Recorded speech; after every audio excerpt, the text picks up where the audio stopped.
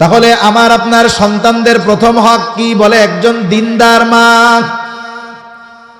এরপরে কিছু বিষয় আছে, যেমন মনে করেন এরপরে সন্তান যখন মাতৃগর্ভে আসবে, মাতৃগর্ভে কোটি কোটি শুক্রাণু থেকে মা বাবার মিশ্রিত একেবারে বিন্দু কণা পরিমাণ একটা শুক্রাণু অন্যান্য সবগুলার সাথে লড়াই করে করে মায়ের রেহেম পর্যন্ত পৌঁছায়া যাবে, যেটা দেখার জন্য মাইক্রোস্কোপের দরকার হয়।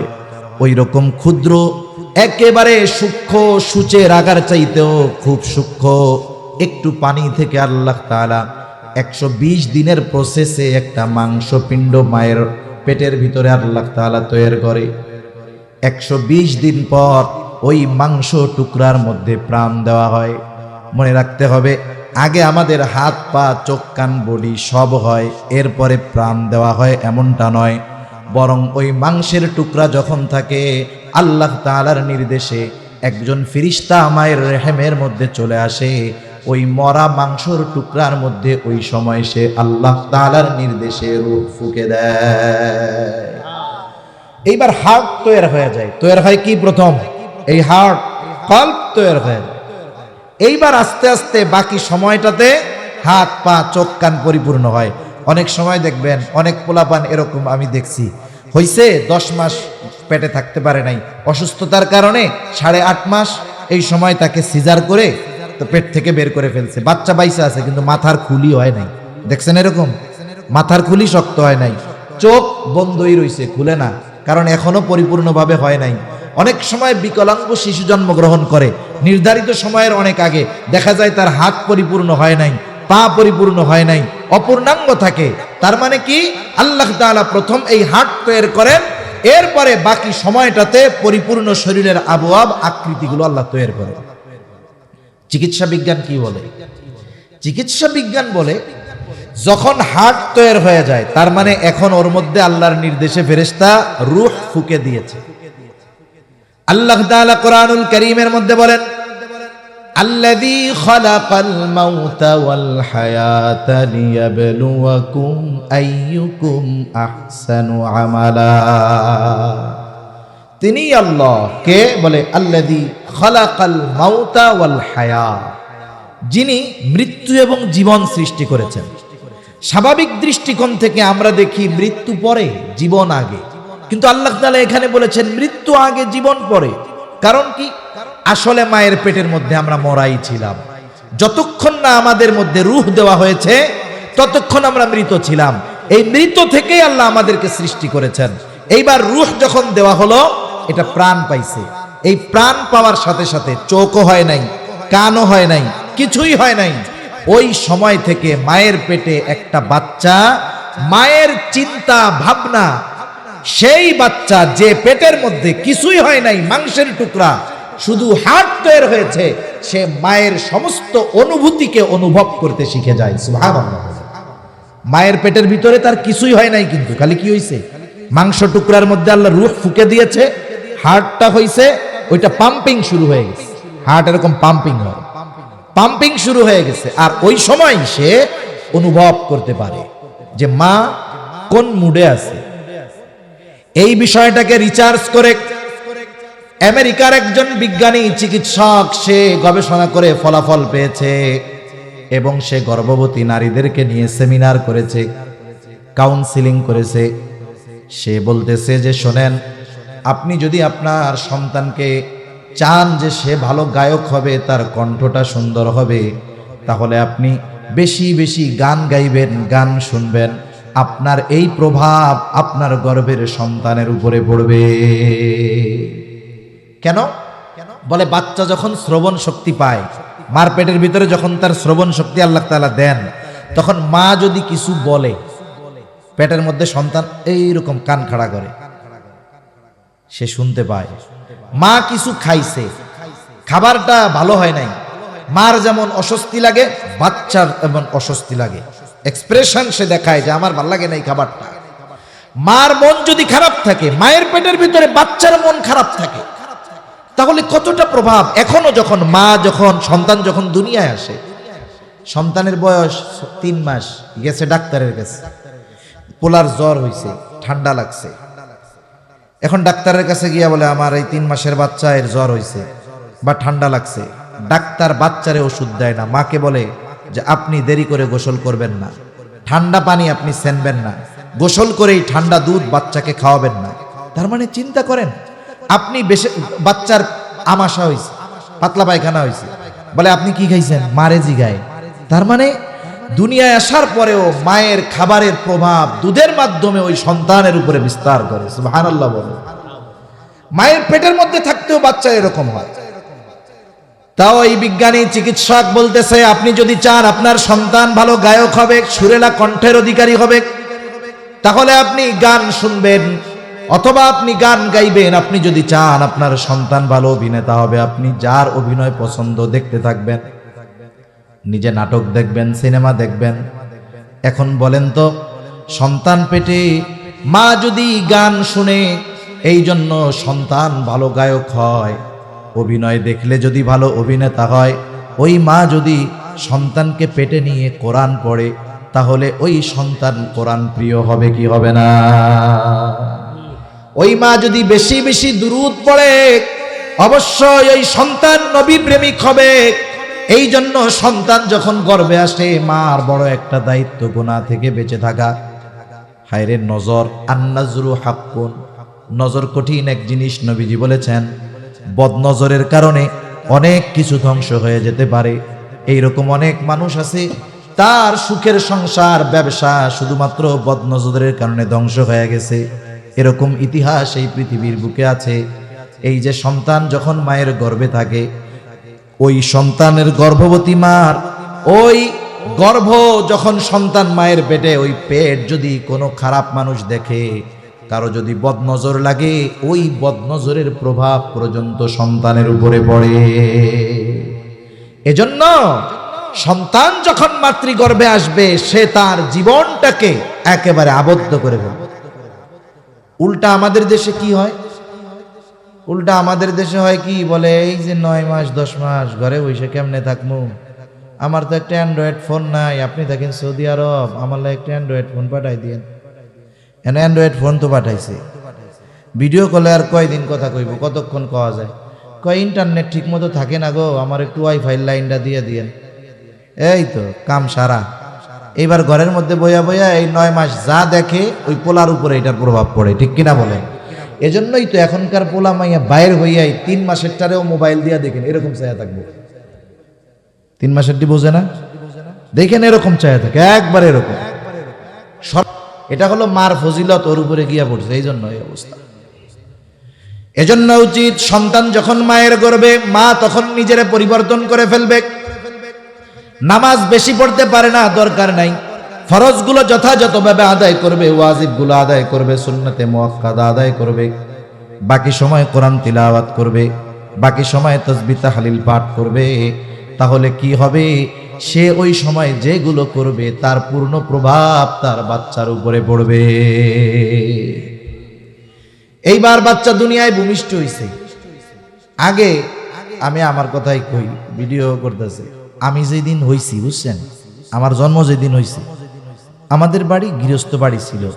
ধান মাড়ানোর পরে এই খেড়গুলো দিয়ে পালা দেয়। আপনাদের এলাকায় কি করে?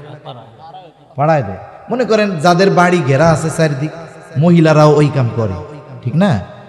আল্লাহ ফসল দেয়, এটা বড় নেয়ামত। গৃহস্থীর এই মহিলারা এই কাজগুলো করে। আমার মায় কইছে, যেই দিন আমি হইছি বা যেদিন তার আগের দিনও আমার মা এইরকম 10-15 ফিট একটা পালা দিছে নিজে বাড়ায় বাড়ায়। আর এখনকার মহিলারা এটা কল্পনাও করবে না, ঠিক কিনা বলেন? 6 মাস আগে গিয়ে হসপিটালে হয়ে থাকতে পারলে হয়। আরো কি কইব, না না স্বাভাবিক ডেলিভারি হবে না, আমারই করতে হবে, আমার সিজার করতে হবে, নাইলে সমস্যা, ঠিক কিনা বলেন? আর ডাক্তাররাও তো এটা একটা বিজনেস। আপনি নিয়ে যাবেন আল্ট্রাসোনোগ্রাম করাবে, আমি তো ডাক্তার না, আপনি তো ডাক্তার না, কিছু বুঝবেন না। এবার বলবো ওরে বাবা, বাচ্চার পজিশন খুব ব্যাড পজিশন, যে অবস্থায়, এই অবস্থায় যদি নর্মাল ডেলিভারি হয় তাহলে কিন্তু বাচ্চাও বাঁচবে না, বাচ্চার মাও বাঁচবে না। এবার আপনি কি করবেন? দূর মিয়া, পেট ফাইডাই বাইর করেন, বাচ্চা তো থাকুক। এটা একটা সুপার বিজনেস। এটা একটা কি বিজনেস বলেন? Super business. এইবার মনে করেন হসপিটালে গিয়া ওইরকম হইছে বাচ্চা একটা। আবার হসপিটালের বাচ্চা হইছে, এটারে সহজে কাছে যাইতে দেয় না, আবার একটা কাঁচের বাক্সের মধ্যে নিয়ে আটকায় রাখে। মুসলিম দেশে ধরতে যাবেন, আজান দিতে যাবেন, সেই সুযোগও নাই। আবার অনেকে বুঝে না, উল্টাপাল্টা কামও করে। মনে করেন বাবা বিদেশে আছে, বাচ্চা হইছে, খুশির সংবাদ, এবার হসপিটালে ফোন দিছে ওই বিদেশে, সৌদি আরব। শুনছেন নি কি? আল্লাহ তো আমাকে একটা ছেলে দিছে, কয় আলহামদুলিল্লাহ। এবার ফোন রাখছে। সৌদি আরবের বাজে হইলো রাত 12টা, বাংলাদেশের বাজে হইলো রাত 3টা। এখন ওই সৌদি আরব থেকে রাত 3টার সময় দিছে ইমাম সাহেবের কাছে ফোন, আর নাইলে মুয়াজ্জিনের কাছে ফোন। মধ্যরাতের পরে ইমাম সাহেবদের কয়েক কারণে দাওয়াত দেয়, মানুষ খোঁজে। এক নাম্বার হইলো যদি কোনো এমন ঘটনা ঘটে গেছে, ধরা পড়ে গেছে, বিয়া দিতে হইব, এই টাইমে ইমামকে খুঁজবো রাত 2টার সময়। আর একটা হলো যদি কেউ মরে তাইলে ফোন দিব, যাইয়া তাড়াতাড়ি বাইর করেন, আমার পোলাপান ঘুমাইতে পারতেছে না। দেখেন 12টার সময় যেই বিছানায় বাবা না থাকার কারণে সন্তানের ঘুম হয় নাই, বলে আব্বার কাছে ঘুমামু, 2টায় যদি বাপ মরে যায়, স্ত্রী ফোন দিয়া বলবো তাড়াতাড়ি বাইর করেন, পোলাপানে ঘুমাইতে পারতেছে না। এটাই জীবন, ঠিক কিনা কন? এখনো ফোন দিছে রাত 3টার সময়, ইমাম সাহেব মুয়াজ্জিন ফোন দিয়ে, ভাই মরছে কেডা? দূর মিয়াকে মরে নাই, আমার একটা পোলা হয়েছে, আজান দিয়া দেন। এখন বলেন পোলা হইল কই, খবর দিল কই, আজান দিবে কই? আজান দিতে হবে বাচ্চার ডান কানে আজান, বাম কানে ইকামত। ওইখানে যদি কোনো পুরুষ না থাকে, নারীরাই এই শব্দগুলো কানে উচ্চারণ করে দিবে। এর কয়েকটা হিকমত আছে। 1 নম্বর হিকমত, আমরা ছিলাম রূহের জগতে, আলমে আরওয়াহ, ওইখান থেকে আল্লাহ পাঠাইছেন আলমে বতনে। ওইখানে আমরা 3 স্তরের নিরাপত্তার মধ্যে ছিলাম। আল্লাহ তাআলা বলেন ফি করারিম মাকিন, সুরক্ষিত স্থানে আল্লাহ তাআলা আমাদের রাখছেন। ওইখানে কোনো জার্ম নাই, ফিতনা নাই, ফাসাদ নাই। যখন দুনিয়ায় আসলাম, হরেক রকমের কথা, হরেক রকমের আওয়াজ। আসলে উচিত হলো বান্দা আলমে দুনিয়ায় যখন আসলো, এই দুনিয়ার কোনো আওয়াজ তার কানে যাওয়ার আগে আল্লাহ তাআলার বড়ত্বের আওয়াজ, তাওহীদের ধ্বনি তার কানে পৌঁছায়া দিতে হবে। সেইখানে যদি পুরুষ না থাকে, নারীরাই ডান কানে আজান, বাম কানে ইকামত দিয়ে দিবে। কিন্তু আমাদের দেশে হসপিটালগুলোর মধ্যে অনেক সময় দেওয়া যায় না। অথচ দেখেন আমেরিকা ইসলামের সবচাইতে বড় দুশমন। আমরা বলি ইসলামের সবচাইতে বড় দুশমন। এই আমেরিকার মিশিগান শহরের একটা গল্প আপনাদেরকে শোনাই। কষ্ট হইতেছে নাকি আপনাদের?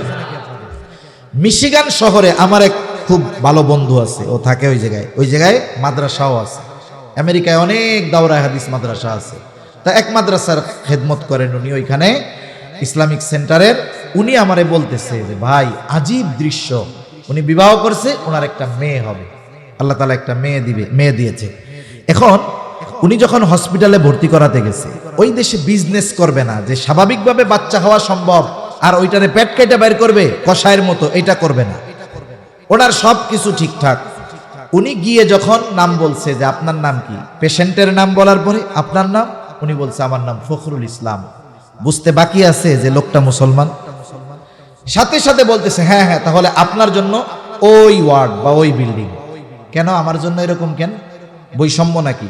বলে না না, ওইখানে যারা আছে তারা সবাই নারী। যেহেতু আপনি মুসলিম, পুরুষরা আপনার স্ত্রীকে টাচ করুক এটা আপনি পছন্দ করেন না।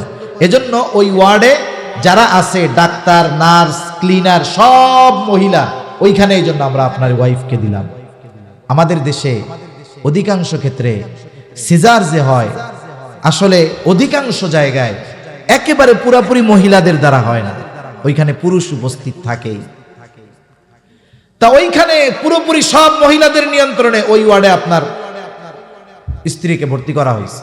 উনি বলতেছে তাকে নেওয়া হয়েছে থিয়েটারের ভিতরে, যদি অপারেশন না লাগে তারা করবে না, স্বাভাবিকভাবে বাচ্চা হওয়ার মতো অবস্থা আছে। এবার কাউরে যাইতে তো দিবে না, আমি তো স্বামী, সেই হিসাবে আমি একেবারে অপারেশন থিয়েটারের দরজায় বসে আছি, কোনো পুরুষ ওইখানে নাই, সব মহিলা। উনি বলতেছে হঠাৎ করে দেখলাম একজন ইউথিপিয়ান আফ্রিকান লোক আইসা অপারেশন থিয়েটারের দরজার বসে দাঁড়াইছে। আমি একটু আনইজি ফিল করতেছি, ও দাঁড়াইছে সেখানে এখানে। তা ওরে আমি ডাক দিলাম, এই মিয়া তুমি এখানে কি করো? বলে আমাকে নিচের থেকে ফোন দিয়ে এখানে আসতে বলা হয়েছে। কেন? বলে আমি হইলাম মুসলিম, আমাকে বলা হয়েছে যে অপারেশন থিয়েটারে একজন মুসলমানের বাচ্চা ভূমিষ্ঠ হচ্ছে, আমাকে বলছে ফোন দিয়া, আর এই হসপিটালে যত মুসলিম সন্তান জন্মগ্রহণ করে সকলের কানে আজান ইকামত দেওয়ার দায়িত্বটা আমার। এটা হসপিটাল কর্তৃপক্ষ নির্ধারণ করে রাখছে। আমারে বলতেছে যে ভাই চিন্তা করে দেখেন যে আমেরিকার মতো একটা দেশ আসলে আমার সন্তানরা দুনিয়ায় আসলে আমার ইসলাম আমাকে কি নির্দেশনা দিয়েছে। আমার চিন্তা করার কথা ছিল যে বাচ্চাটা আইনা আজান আমি দিব, অথচ হসপিটাল কর্তৃপক্ষ এই ব্যবস্থা আগের থেকেই করে রাখছে। আসলে আমরা দুর্ভাগ্যের ব্যাপার আমাদের। তাহলে সন্তান দুনিয়ায় আসলে কাজ কি বলে? ডান কানে আজান, বাম কানে ইকামত দেওয়া। এর মধ্যে একটা হিকমত, আরেকটা হিকমত আছে। রহস্য কি বলেন তো? আপনাদের মসজিদে আজান হলো, আজানের 15 মিনিট পরে নামাজের জন্য দাঁড়ানো হলো, ইকামত দেওয়া হলো। ইকামতের কয় ঘন্টা পরে আপনাদের ইমাম তাকবীরে তাহরিমা দেয়? সাথে সাথে দেয় না? মধ্যে হয়তো 1 সেকেন্ড বেশ কম হতে পারে। এই যে ভূমিষ্ঠ হওয়ার সাথে সাথে আজান ইকামত দেওয়ার এটা একটা হিকমত, যে দেখো এখন শুধু তোমার জানাজার নামাজটা বাকি, এর আজানও হয়ে গেছে, ইকামতও হয়ে গেছে।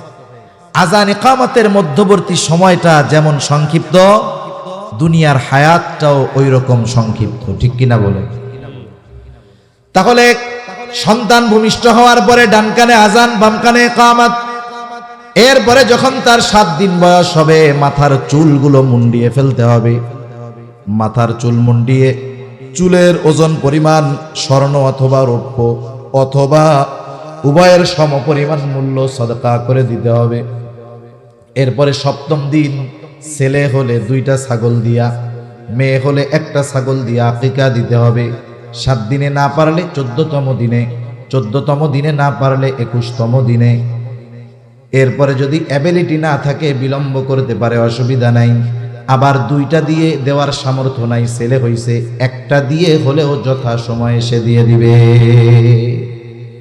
কিন্তু কিছু মানুষ করবে কি, সামর্থ্য আছে দেওয়ার মতো, গাফলতি করে, ও এই 3 মাস পরে কুরবানি, তো কুরবানির লগে দেয়া দিব না।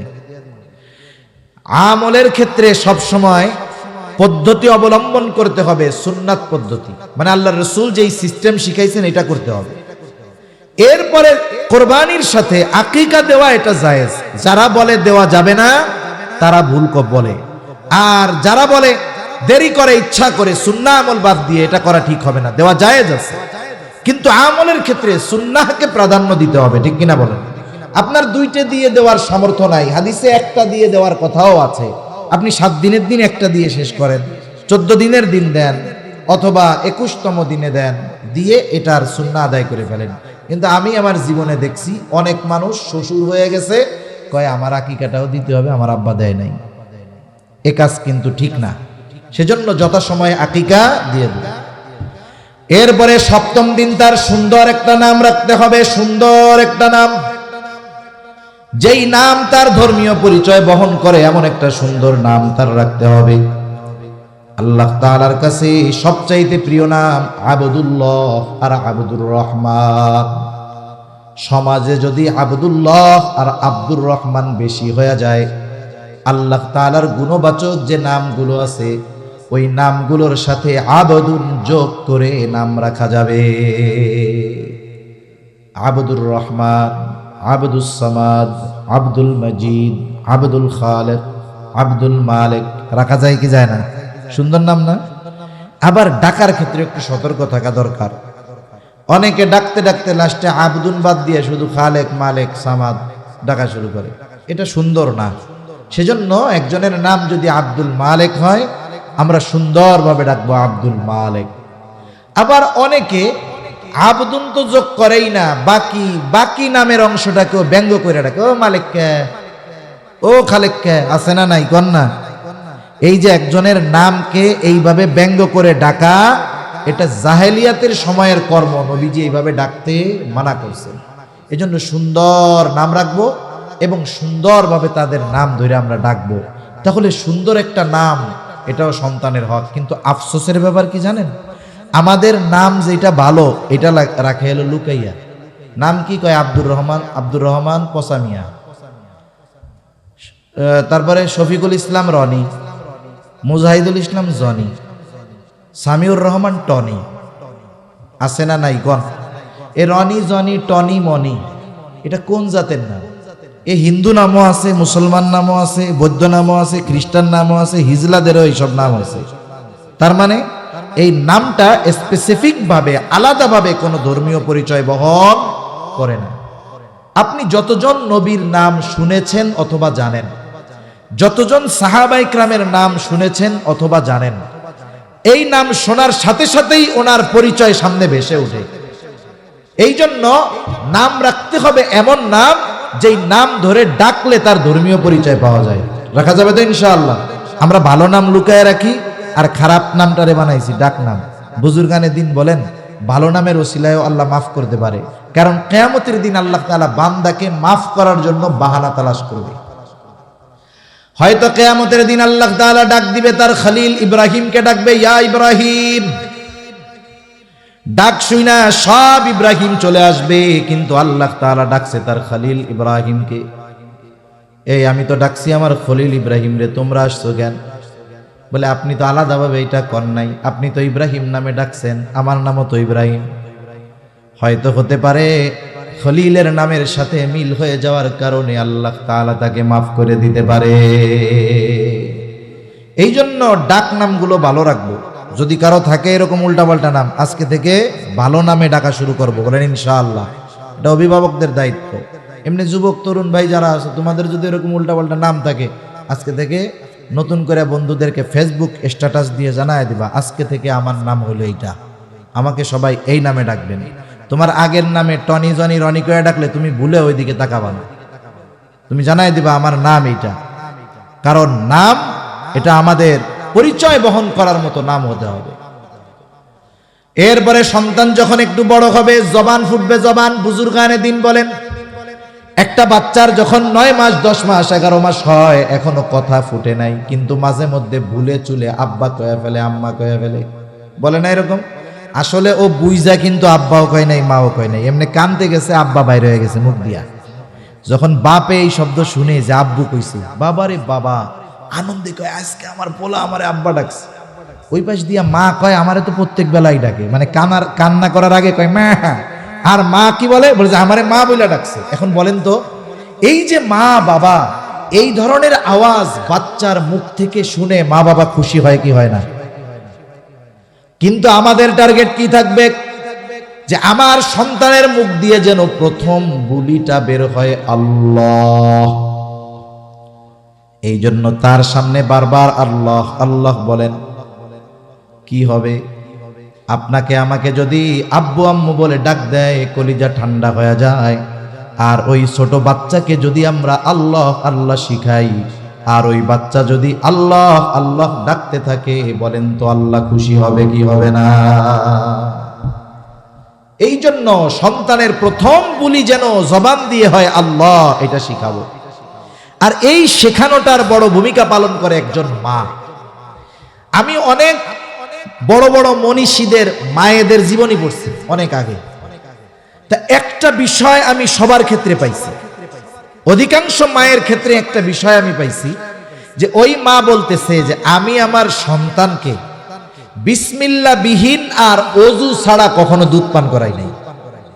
যখন ওনাকে জিজ্ঞাসা করছে আপনার ছেলে এত বড় আলেম হলো, এত বড় বুজুর্গ, এর পেছনে কারণ কি আছে একটু খুলে বলেন তো। উনি যে কারণগুলো বলছে, এর মধ্যে অন্যতম কারণ অধিকাংশ মহিষী মায়ের কথা, যে আমি আমার সন্তানকে কখনো ওযুবিহীন দুধ পান করাই নাই, আর বিসমিল্লাহ না বলে দুধ পান করাই নাই। সেই জন্য আমি আপনি যদি চাই আমার আপনার সন্তান ওই রকম হোক, তাহলে মায়েদের উচিত সন্তানদেরকে দুধ পান করানো ওযু অবস্থায়, পবিত্র অবস্থায়, শালীন অবস্থায় ঢেকে, সাথে সাথে বিসমিল্লাহ সহকারে দুধ পান করানো উচিত। লাভটা কি হবে?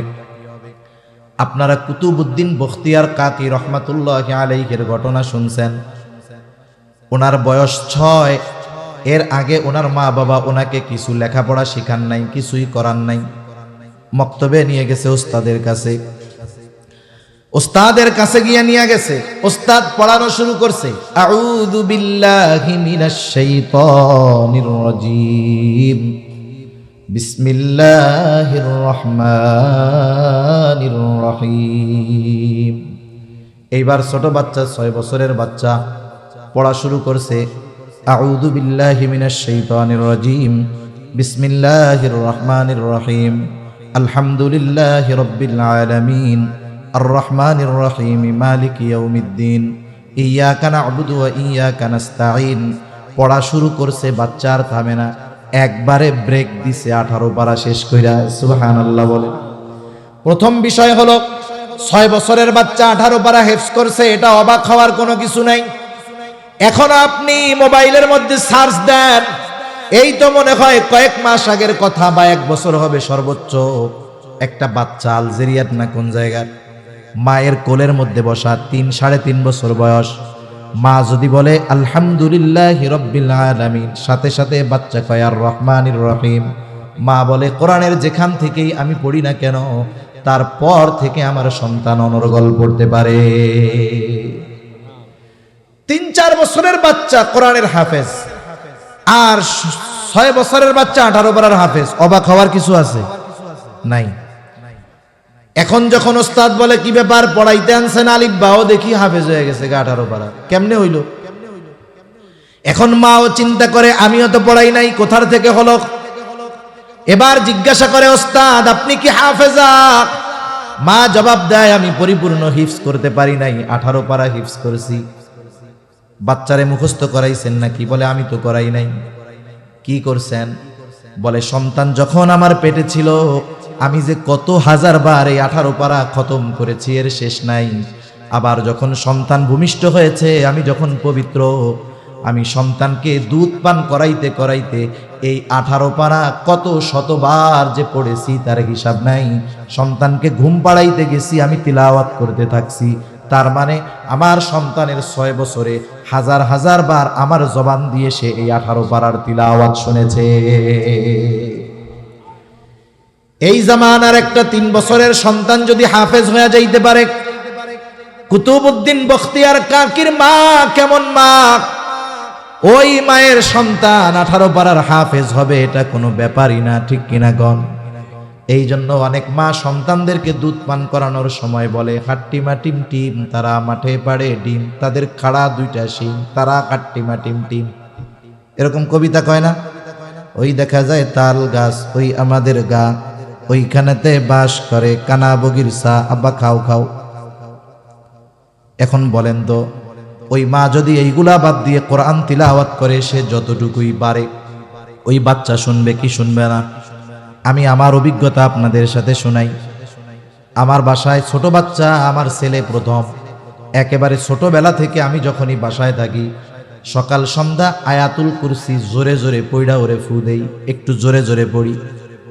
ওর যখন একটু একটু বুলি ফুটছে, এখনো দুধ ছাড়ে নাই, একটু একটু বুলি ফুটছে, আমি হঠাৎ একদিন খেয়াল করি একা একা শুয়ে শুয়ে সে পড়তেছে ওয়াসিয়া কুরসিয়ুস সামাওয়াতি ওয়াল আরদ।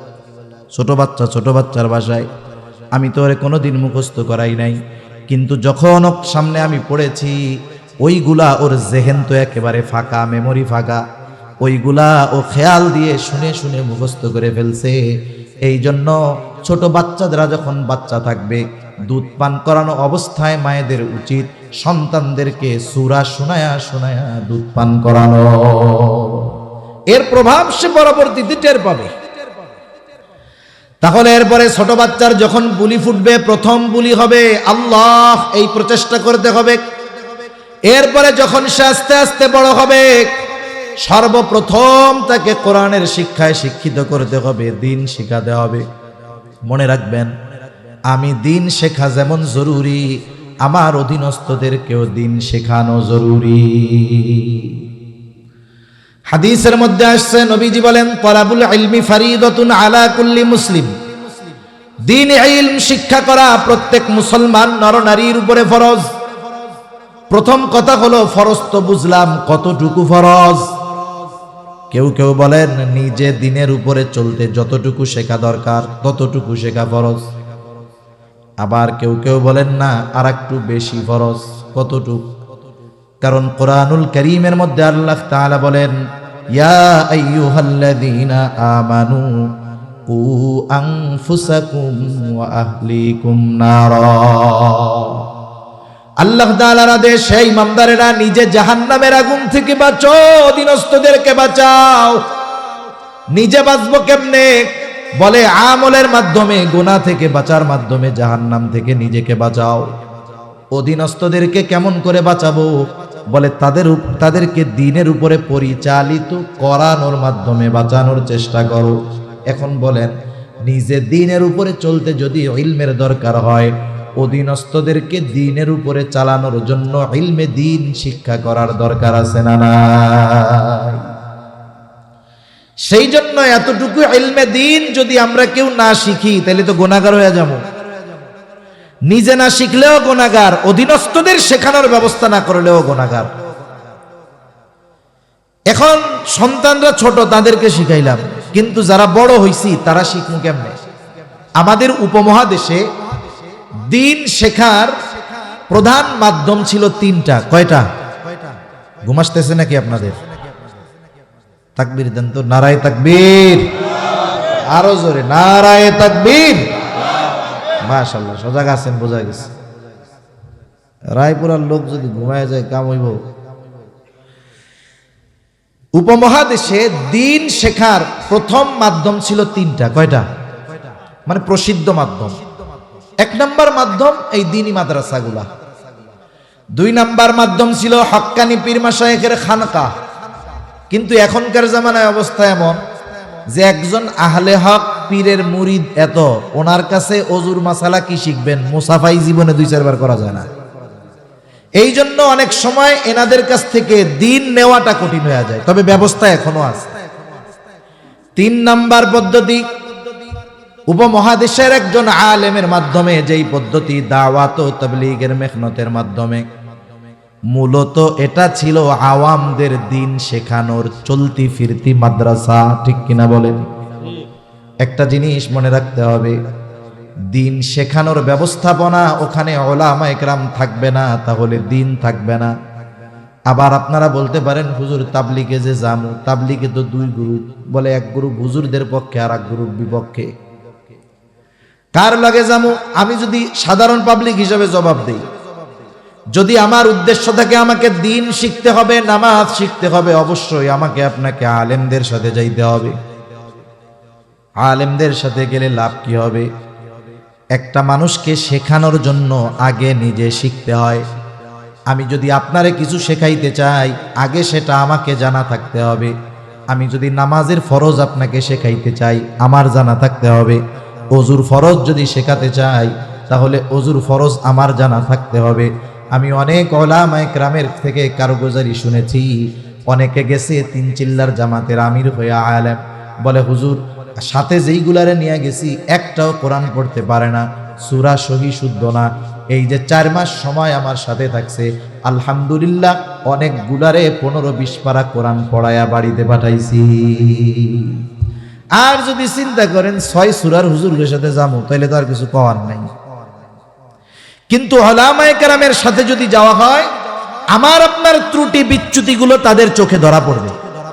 উলামায়ে কেরাম শুধু একটা নিয়মতান্ত্রিকতার মধ্যে শিক্ষা দিবে না, প্র্যাকটিক্যাল ভাবে শিক্ষা দিবে। মনে করেন একজন সূরা অশুদ্ধ পড়তেছে, আরে মিয়া আমারটা যদি বিশুদ্ধ না হয়, আমি অশুদ্ধ ওয়ালারটা ধরতে পারবো নাকি?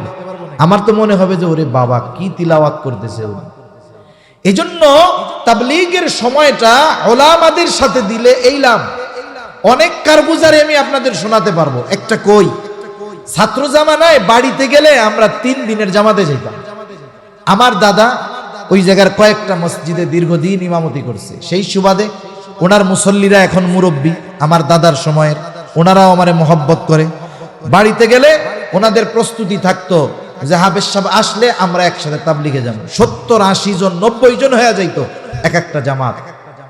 আমরা মাদ্রাসার থেকে যারা যাইতাম, আমাদের টার্গেট থাকতো এই 3 দিনে ওনাদের আমলে যে ত্রুটি বিচ্যুতিগুলো আছে সবগুলো আমরা মোটামুটি ঠিক করব। এই জন্য কড়া নজর রাখতাম ওনাদের উপরে, কে কি করতেছে।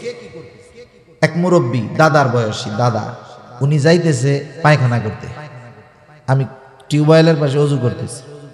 জিজ্ঞাসা করতেছি, দাদা কই যান? কই যায়? 2 নাম্বার, প্রস্রাব ধরলে কয় নাম্বার, আর ওইটা ধরলে কয় নাম্বার? কি জন্য? বলে ওই জায়গায় এক কাজ করা যায় না, কাজ দুইটাই করা লাগে। রায়পুরার সবচাইতে বড় বীর মুজাহিদ যে, তারে যদি বলি পায়খানা করতে গিয়া শুধু পায়খানা করবা, প্রস্রাব করতে পারবা না, 5 লাখ পর্যন্ত দিতে পারবো, এর বেশি নাই। আসেননি কেউ? চ্যালেঞ্জ নিবেন। ওই জায়গায় কাজ কয়টা? এই জন্য নাম্বার কয়টা? 2টা। গ্রাম অঞ্চলে ঢিলা নিয়ে যাইতো, টিস্যু তো তখন ওরকম হয় নাই। আমি কই হাতে কি? কই ঢিলা। কয়টা দেখাইছে? 3টা। তা আমি আবার জিজ্ঞাসা করতেছি কয় কাম করেন যাই ওইখানে? এখানে 2টা করি, প্রস্রাব পায়খানা। তা যখন প্রস্রাব করেন ঢিলা কুলুপ নেওয়া লাগে? হওয়া লাগে, নাইলে প্রস্রাব জ্বরে। প্রস্রাব কইরা একটু নড়াচড়া দিয়ে ঢিলা কুলুক নিলে প্রস্রাবের নালী থেকে প্রস্রাব বের হয়, নাইলে প্রস্রাব আসে। তা আমি বললাম পায়খানায় ঢিলা 3টা কেন? পায়খানায় গিয়ে প্রস্রাব কি করেন না? আর প্রস্রাব করলে কি ওই প্রস্রাব জ্বরে না? এইবার আমার মুরব্বীর হুঁশ চলে আসছে। আমি বললাম প্রস্রাব পায়খানা করতে গিয়া কি আপনার প্রস্রাবের রাস্তায় ঢিলা নেওয়া লাগে না? ওই সময় কি প্রস্রাব জ্বরে না? আবার প্রস্রাব যদি ধরে তাইলে তো কাপড়ে নাপাকি লেগে গেল, কাপড়ে নাপাকি লাগলে তো নামাজ হবে না। এইবার বেচারার চেহারাটা শুকায় গেছে। এখন আমি আর কি বলবো? আমি তারে একটু পদ্ধতি শিখাইয়া দিলাম, যে ঢিলা 3টা ব্যবহার করবেন বাথরুম করার পরে। এরপরে যেহেতু বাথরুমের মধ্যে দাঁড়ানোর ব্যবস্থা আছে, প্রস্রাব যতটুকু ঝরানো সম্ভব, এরপরে ঢিলাটা প্রস্রাবের রাস্তায় ব্যবহার কইরা, টিস্যুটা ব্যবহার কইরা 2-4 বার ওঠবোস করবেন। আশা করা যায় প্রস্রাবের রাস্তার প্রস্রাবও ক্লিয়ার হয়ে যাবে। তাইলে এতকাল যেই লোক শুধু প্রস্রাব করলে ঢিলা কুলুক নেওয়া লাগতো, পায়খানার সাথে প্রস্রাব করলে তাহলে সেই প্রস্রাব নালিতে থাকবে না। তাহলে যদি মুত এইসব ইসে লাইগা থাকে, তাহলে তার পোশাক পবিত্র আছে না অপবিত্র? পোশাক যদি অপবিত্র হয়, নামাজের একেবারে শুরুর কথা শরীর পাক, এর পরপরই কি পাক? কাপড় পাক, বাহিরের যে ফরজগুলা।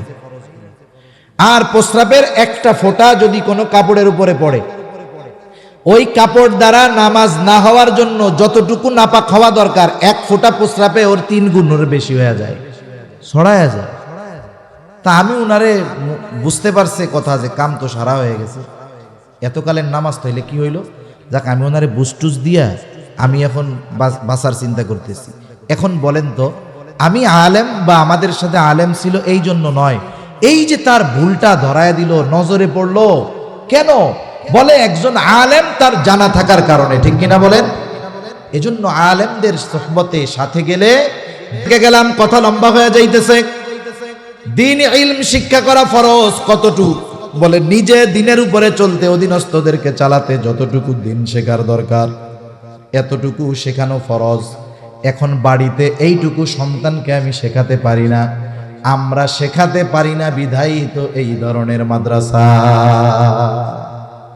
একটা সময় কিন্তু মক্তবের থেকে জরুরতে দিন শেখা যাইতো। সকালবেলায় যে মক্তব হইতো, আছে আপনাদের এখানে? সকালের যেই মক্তব হইতো, এখন অনেক জায়গায় নাই।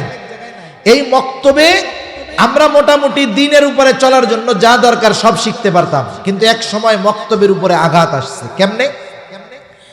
উপমহাদেশে খ্রিস্টান মিশনারিদের যে মিশন, এই মিশনের মধ্যে অন্যতম মিশন হলো মুসলিমদেরকে ধর্মান্তরিত করে তাদের ধর্মে দীক্ষিত করা। তারা তাদের ইনভেস্ট অনুযায়ী মুসলমানদের উপরে প্রভাব বিস্তার করতে পারে নাই। ব্যাপক গবেষণার পরে ফলাফল কি হয়েছে? বলে মুসলমানেরা তাদের দিন শুরু করে কোরআনুল কারীম দিয়া। ছোটবেলায় আমাদের নামাজ যখন ফরজ হয় নাই, তখনই পিটাইয়া মক্তবে পাঠাইতো আমাদের। নামাজ ফরজ হয় নাই কিন্তু মক্তবে যাওয়াই লাগতো। এখন এক সময় ওরা চিন্তা করলো, এই যে মক্তব, এইটারে যদি বন্ধ করা যায় তাইলে মুসলমানদেরকে সাইজ করা যাবে। এখন কেমনে করা যায়? তারা এক নতুন শিক্ষা কারিকুলাম আনছে, কেজি স্কুল, কিন্ডারগার্টেন। ক্লাস শুরু হয়ে গিয়ে সকাল 6টায়। আর কেজি স্কুল যখন বাংলাদেশে আসছে, এই কেজি স্কুলগুলো খ্রিস্টান মিশনারি এই এনজিও গুলোর মাধ্যমেই পরিচালিত হইত। এরপরে আস্তে আস্তে আরো ব্যাপক আকার ধারণ করেছে। মুসলমানের সন্তানদেরকে মসজিদে মক্তব বাদ দিয়া কিন্ডারগার্টেনে পাঠানো শুরু হয়ে গেছে। জাতির কর্ণধার উলামায়ে কেরাম চিন্তা করলেন, এভাবে যদি মক্তবগুলো শূন্য হয়ে যায়, এক সময় মুসলমানিত্ব শূন্য হয়ে যাবে। কি করা যায়? পদ্ধতি বাইর করলেন। কারি বেলায়েত সাহেব রহমাতুল্লাহি আলাইহি পদ্ধতি বাইর কইরা নাম দিলেন নুরানি পদ্ধতি। নাম যেমন নুরানি, কাজটাও তেমন নুরানি। এমন এক সিলেবাস আবিষ্কার হলো যেখানে বাংলা, অঙ্ক, ইংরেজি শিখবে প্র্যাকটিক্যাল ভাবে, সাথে সাথে একজন মুসলমান হওয়ার জন্য যতটুকু দিন দরকার ক্লাস 3-4 পর্যন্ত পড়লে পুরাগুলা তারা শিখে যাবে। এই জন্য নুরানি মাদ্রাসার ক্লাস 3-4 এর ছাত্র দেখবেন নামাজ পড়বে 2 রাকাত নামাজে 60টি মাসালা নামাজ পড়বে, প্র্যাকটিক্যাল ভাবে মাসালা বলে দিবে যে এইটা ফরজ, এইটা সুন্নাত, এইটা ওয়াজিব, এটা নফল, এইভাবে বলে বলে দিবে। এই যে সন্তান দিন শিখতেছে, জানাজা কেমনে পড়তে হবে, পড়াতে হবে, কি দোয়া পড়তে হবে, খাবার কোন দোয়া, A to Z দিন শেখা যতটুকু ফরজ এই মাদ্রাসাগুলোর মধ্যে শিখে যায়। এই জন্য আমাদের সন্তানদের উচিত ডাক্তার বানান আর ইঞ্জিনিয়ার বানান, কিন্তু তাকে প্রকৃত মুসলমান বানানোর জন্য প্রথমে এই নুরানি মাদ্রাসাগুলো দেওয়া উচিত। এগুলো দরকার। মানিকগঞ্জ গেছি এক মাদ্রাসায়, নুরানি মাদ্রাসার মাহফিল হইতেছে স্কুল মাঠে। অনেক জায়গায় তো গত বছর একটা খবরও আসছে যে প্রাইমারি স্কুলগুলা থেকে ছাত্র সব নুরানি মাদ্রাসায় চলে যাচ্ছে, নুরানি মাদ্রাসার উপরে তদারকি করা হবে। কি ব্যাপার দেখছেন? তদারকি করবি স্কুলে, যে স্কুল থেকে পোলাপান নুরানি মাদ্রাসায় যায় কেন? আর নজরদারি কোন জায়গায় করবে? নুরানি মাদ্রাসায়। কত বড় খাটাস শয়তান এইগুলো ছিল, আল্লাহ বাঁচাইছে, ঠিক কিনা কোন? আল্লাহর কাছে এখন দোয়া করি, আল্লাহ সামনে একটু ভালো মানুষ দিয়েন। এখন অবস্থাটা কি? ওই স্কুলে গেছি, স্কুল মাঠে মাহফিল, এখন অনেক শিক্ষকরা আসছে, স্কুলে শিক্ষক 12-13 জন, মহিলা শিক্ষক টিক্ষক দিয়া। মাদ্রাসার মহোদয় বলে, হুজুর এই স্কুলের সব শিক্ষকের সন্তানগুলো আমাদের নুরানি মাদ্রাসায় পড়ে। স্কুলের যতজন শিক্ষক সবার সন্তান আমাদের মাদ্রাসায় পড়ে। চিন্তা করে দেখেন, একজন সচেতন অভিভাবক সে চিন্তা করছে এগুলা স্কুলে পড়ায় লাভ হইতেছে না, নুরানি মাদ্রাসায় দিয়ে দিছে। আপনি আপনার সন্তানটাকে আগে এই ধরনের নুরানি মাদ্রাসায় গুলাই দেন, এরপরে 4-5 থেকে 5-এর পর থেকে আপনি দিলেন স্কুলে। সে কোরআন শুদ্ধভাবে পড়তে পারে, নিজে ইমামতি করতে পারে, নামাজ পড়াতে পারে। দেখেন নাই ঢাকা বিশ্ববিদ্যালয়ের ভাইস চ্যান্সেলর যিনি হয়েছেন এখন, যাই হোক সুরতে আমার মতো হুজুর না, কিন্তু উনি নামাজের ইমামতি করতে পারে। যখন উনি প্রথম দিন ঢাকা ইউনিভার্সিটির মসজিদে কয়েকজন স্টাফ ছাত্রদেরকে নিয়ে জামাতে নামাজ পড়ছেন, সেকুলার পাড়ায় পুরো আগুন ধরে গেছে, ঠিক কিনা বলেন? চিন্তা করে দেখছেন? আপনি যদি আপনার সন্তানটাকে ভিত্তিমূলক শিক্ষা, দ্বীনি শিক্ষায় শিক্ষিত করেন, এরপরে যদি সে ডাক্তার ইঞ্জিনিয়ারও হয়, সে নাস্তিক হবে না, ইসলাম বিদ্বেষী হবে না। আরবি একটা প্রবাদ আছে, কুল্লু শাইইন ইয়ারজিউ ইলা আসলিহি, প্রত্যেকটা জিনিস তার মূলের দিকে ফিরে আসে। অনুরূপভাবে ওই সন্তান যদি আল্লাহ না করুন যৌবনে পাপাচারে লিপ্ত হয়ে যায়, ওই যে ভিত্তিমূলক শিক্ষা, দ্বীনি শিক্ষা হওয়ার কারণে জীবনের একটা সময় সে তাওবা করে আল্লাহর রাস্তায় ফিরে আসবে। এজন্য ছেলে হোক মেয়ে হোক তাকে আমরা দ্বীন শেখাবো, বলেন ইনশাআল্লাহ। বেশি সময় আর নিব না। এরপরে যখন সন্তানের বয়স 7 বছর হবে, নামাজের জন্য তাকিদ দিতে হবে। সন্তানদের নামাজের তাকিদ কয় বছরে বলেন? 10 বছর হইলে নামাজের জন্য প্রহার করতে হবে। এখন আপনি যদি 7 বছর বয়সে সন্তানকে নামাজের আদেশ করতে চান, আরো আগে নামাজ শেখাতে হবে। নুরানি মাদ্রাসার 4-5 বছরের বাচ্চার নামাজ দেখলে আপনি পাগল হয়ে যাবেন, কত সুন্দর ধীর স্থিরতার সাথে নামাজ পড়ে। এখন আপনি আপনার সন্তানটারে নামাজি বানাবেন কেমনে? আপনি প্রয়োজনে সুন্নাত নফলগুলো বাসায় পড়বেন। মা বোনেরা ঘরের অন্দর মহলে নামাজ পড়ে, পুরুষ মানুষ খোলা জায়গায় নামাজ পড়ে। আপনি দাদা, আপনি বাবা, আপনার ছেলে আছে 2 বছরের, পোতা আছে 2 বছরের, আপনি যদি নামাজে দাঁড়ায় যান, খেয়াল করে দেখবেন আপনার ছেলে, আপনার নাতি আইসা আপনার পাশে নামাজে দাঁড়ায় যাবে। কিছু পড়ানো না থাকলেও টিফিন বাটি একটা মাথায় দিয়া টুপি বানায় আল্লাহু আকবার শুরু করব, ঠিক না? এবার যখন দেখবে আপনি সেজদায় গেছেন, আপনার গাড়ির উপরে ওইটা ঘোড়া বানায় খেলবে, ঠিক কিনা বলেন? এখন আপনি চিন্তা করতেছেন, কি রে গাড়ির উপরে উঠলো কেন? আচ্ছা, সুবহানা রাব্বিয়াল আলা অন্যদিন 11 বার কইতেন, আজকে যদি 111 বার কোন গুনাহ হবে নাকি? সওয়াব তো হবে নাকি? কিন্তু আমাদের কি করবে, কিরে 11 বার 13 বার 15 বার নড়ে নাকে মার কোন দিয়া গাই, এক গাইতেও 3 হাত দূরে। এই কাম না কইরা সেজদাটা লম্বা করলে সমস্যা আছে। রাসূলুল্লাহ সাল্লাল্লাহু আলাইহি ওয়াসাল্লাম মসজিদে নববীর মধ্যে ইমামতি করতেছেন, নামাজে আসার সময় নিয়ে আসছেন ওনার নাতি হুসাইন রাদিয়াল্লাহু তাআলা আনহুকে পাশে দাঁড় করায়া দিছে। ছোট মানুষ, নবীজি গেছেন সেজদায়। এইবার চিন্তা করছে মাশাআল্লাহ নানা তো গোড়া হয়ে গেছে, এক লাফ দিয়া নবীজির গাড়ির উপরে উঠছে, অথচ নবীজি করতেছেন ইমামতি। বর্ণনাকারী বলেন নবীজি সেজদা লম্বা করেছেন, এত লম্বা বলে আমি মাথা উঠায় দেখলাম নবীজি কি করে, দেখলাম সেজদায় আর ওনার নাতি হুসাইন রাদিয়াল্লাহু তাআলা আনহু খেলা করতেছে। আমি আবার সেজদায় চলে গেলাম। দীর্ঘ সময় পর নবীজি সেজদা থেকে মাথা উঠাইলেন, নামাজ শেষ হলো, নবীজি ঘুরে বসলেন। উনি আর কিছু কয় না। আমাদের দেশে হইলে কি করতো, চিন্তা করতো ফেসবুকের খবরে দেখি অমুক হুজুর, অমুক মুসল্লি, অমুক কাজী সাহেব সেজদায় ইন্তেকাল করছে, তাইলে মাশাআল্লাহ আমাদের ইমামও এই ফজিলত অর্জন করছে। মাথা উঠায় যদি দেখতো যে ইমাম সাহেবের পোলা গাড়ির উপরে ঘোড়া বানায় খেলতেছে আর ইমাম সাহেব সেজদা দেরি করছে, পিছন থেকে কইতো হুজুর বাগেন, বাকি নামাজ আমরাই পড়ে এলো মনে। ঠিক কিনা বলেন? সাহাবায়ে কিরাম চিন্তা করে সিজদা দেরি হইল কেন, নবীজি যদি ওহী নাজিল হইতো তাইলে তো সাথে সাথে তিলাওয়াত করে শোনায়া দিত। একজন প্রশ্ন করে ইয়া রাসূলুল্লাহ, ওই রাকাতের ওই সেজদাটা বিলম্ব করলেন কারণ কি, কোনো ওহী নাজিল হয়েছে নাকি?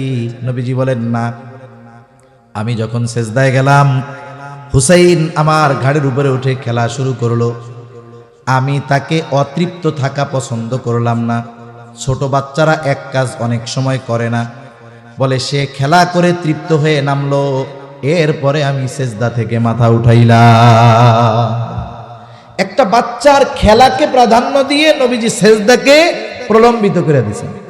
আপনি আমি বাসায় নামাজ পড়তে গেলে যদি ওইরকম করে, আপনি আমি সেজদাটা লম্বা করে দেই, রুকুটা লম্বা করে দেই, কিয়ামটা লম্বা করে দেই, কোনো অসুবিধা হবে? কারণ ছোট বাচ্চাদের অভ্যাস হইল ওরা অনুকরণ প্রিয়, ওরা বাপরে যেটা করতে দেখে ও ওইটাকেই ভালো মনে করে, যদিও বাপ খারাপ কাজ করে। কত দেখছি, এক বাপ ছেলে পাশে 2 বছর বয়স পাশে বসে রয়েছে, আর উনি পোলার পাশে বসে বিড়ি খাইছে, বিড়ি খাইয়া বিড়ির পাশা ফালায় রেখে গেছে। পোলা এতক্ষণ দেখছে না, ও চিন্তা করছে এত বড় ফজিলতের কাজ আব্বা একা করলে হয়, ও আইসা ওইটা ধরে টানা শুরু করে দিছে। তার মানে বাপ যেটা করে সন্তানের ওইটা অনুকরণ করে, তাহলে আমাদের উচিত এটা করা। মাঝে মধ্যে 5-6 বছর বয়স মসজিদে আনায় অভ্যস্ত হন, এমনি একটু দৌড়াদৌড়ি করতে পারে বাচ্চারা। হাজী সাহেব তো আরবে থাকছে, অনেক মসজিদে আছে বাচ্চাদের জন্য, মসজিদের এক কোনায় পার্ক বানায় দেওয়া আছে, তোরা খেল, দৌড়াদৌড়ি করতেছে মসজিদের মধ্যে, এটা একটা সৌন্দর্য। তারা যদি পৃথিবীর সবচাইতে নিরাপদ জায়গা মসজিদকে মনে না করতে পারে, এটা আমাদের জন্য ব্যর্থতা। আজকে একটু দৌড়াদৌড়ির কারণে আমি আপনি যদি ওকে ধমক দিয়ে বের করে দেই, ওই 5 বছরের বাচ্চার যখন 15 বছর হবে, যাকে আপনি 5 বছর বয়সে ধমক দিয়ে বের করে দিয়েছিলেন, 15 বছর বয়সে ওর হাত পাও ধইরা মসজিদে আনতে পারবেন না। ঠিক কিনা বলেন? কিন্তু মসজিদের সাথে যদি ওর কানেক্টিভিটি হয়ে যায়, দেখবেন ও মসজিদ ছাড়বে না ইনশাআল্লাহ। এজন্য 7 বছর বয়সে নামাজের আদেশ, 10 বছর বয়সে নামাজ না পড়লে পিটুনি। সাথে সাথে হাদিসের মধ্যে আসছে 10 বছর বয়স হলে বিছানাটা আলাদা করে দিতে হবে। মা বাবা, সন্তান ছেলে মেয়ে বাবা এক বিছানায় থাকবে না, ছেলে মা এক বিছানায় থাকবে না, বিছানা পৃথক করে দিবে। এরপরে যখন সন্তান বালেগ হবে, প্রাপ্তবয়স্ক হবে, মেয়ে প্রাপ্তবয়স্কা হবে, তখন অধীনস্থকে ওই বিবাহ উপযুক্ত সন্তানকে বিবাহ দিয়ে দিতে হবে।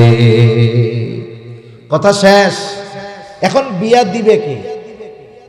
ওই যুবক করবে না অভিভাবক দিবে? বিয়া কে দিবে?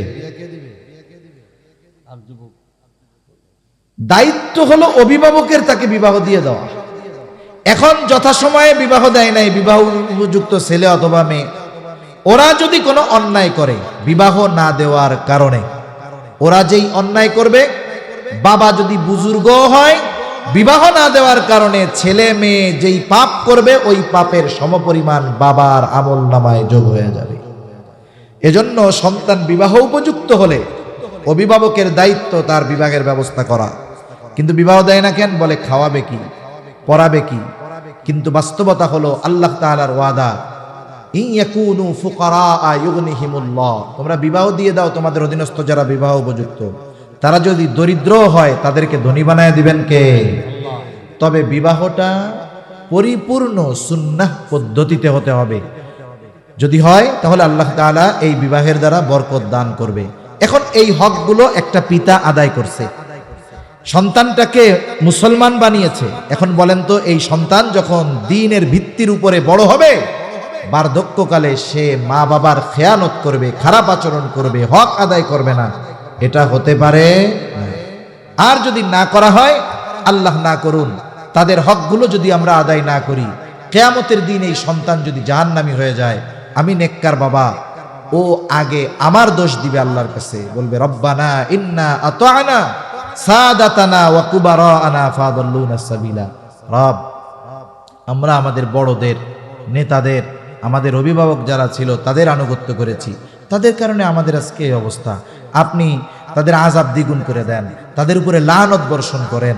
এই বদদোয়া, এই দাবি আল্লাহ তাআলার কাছে সন্তান পিতার ব্যাপারে করবে। আর যদি সন্তানটাকে দিনদার বানানো যায়, আরও যদি সন্তানটা আলেম হয়, আরও যদি হাফেজ হয়, আমি আপনি অভিভাবক দুনিয়ায় অনেক পাপ করে ফেলছি, ভালো আমল করতে পারি নাই, সন্তান তো আল্লাহর প্রিয় বান্দা। আরে যতই খারাপ হোক ওই মা বাপ যদি ইমানদার হয়, ওই হাফেজ আলেম, হাফেজের বাবা মা, কিয়ামতের দিন আল্লাহ তাআলা তাদেরকে নূরের তাজ পরায় দিবে। সুবহানাল্লাহ বলেন। কতজন বলবে যে এই লোকটা তো দুনিয়ায় এত সম্মানিত ছিল না, এই লোকটারে এত সম্মান আল্লাহ কেন দিল? বলবে ওর একটা ছেলে হাফেজ, ওর একটা ছেলে আলেম। আমি শুরুতেই বলছিলাম যে দুনিয়ার নিজামটা এরকম যে সন্তানের কারণে মা বাবা ভালো হলেও বেইজ্জতি হয়, সন্তানের কারণে মা বাবা খারাপ হলেও সম্মানিত হয়। কিয়ামতের দিনও সন্তানের কারণে মা বাবা ভালো হলেও অনেক সময় বেইজ্জতি হবে, সন্তানের কারণে মা বাবা অনেক সময় খারাপ হওয়ার পরেও কিয়ামতের দিন সম্মানিত হবে। ঠিক কিনা বলেন? এজন্য আমরা আমাদের সন্তানদেরকে দুনিয়া আখিরাতের সম্পদ হিসাবে গড়ে তুলব। বলেন ইনশাআল্লাহ। এই হকগুলো যদি আমরা আদায় করি, আশা করা যায় সুসন্তান হবে। আগামীর যুবক তরুণ যারা, ওরা দিনদার হবে।